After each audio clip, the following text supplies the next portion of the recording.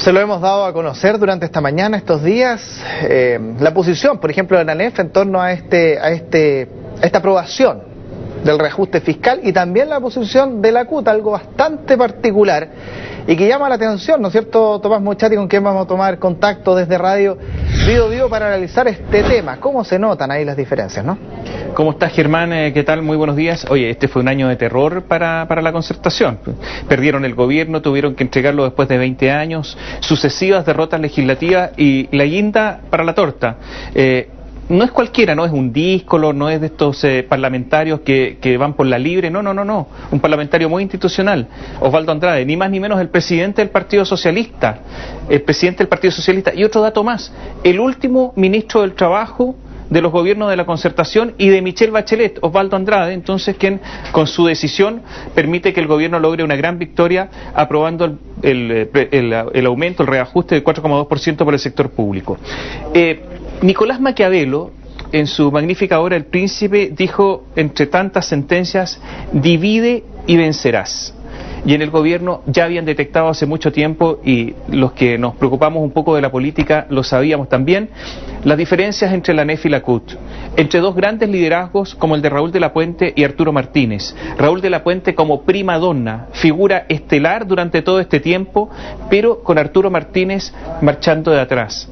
Arturo Martínez con una visibilidad mucho menor, pero armando sus redes, con un tándem con Osvaldo Andrade y además con un gobierno que sabía que Raúl de la Puente tiene un momento estelar, pero una vez al año, cuando hay que negociar el reajuste del sector público, pero con Martínez hay que entenderse todo el año. Y ahí está la diferencia, divide y vencerás. Se notó por parte del gobierno las diferencias entre los dos, empezaron a negociar y los dividieron. Eso fue lo que ocurrió, los dividieron definitivamente. Los dos son socialistas, pero pertenecen a, entre comillas, lotes distintos al interior del PS.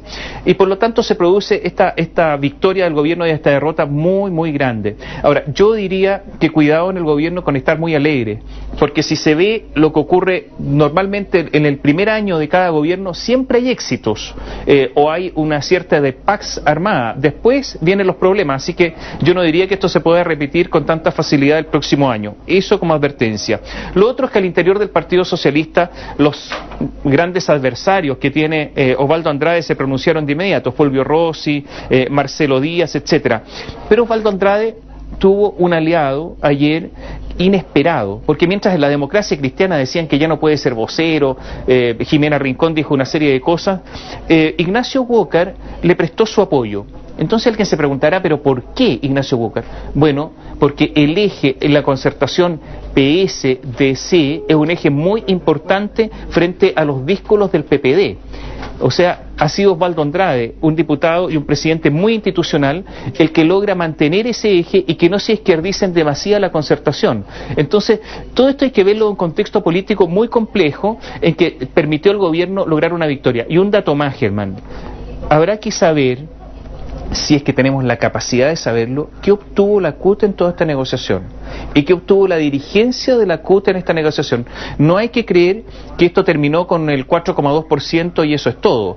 Aquí hay una negociación mayor entre la CUT y el gobierno, y yo diría que en los próximos meses vamos a entender cabalmente esta negociación. Estoy dando algunas claves, repito, en los próximos meses vamos a entender cabalmente esta negociación, porque la CUT se va a transformar en interlocutor privilegiado con el gobierno.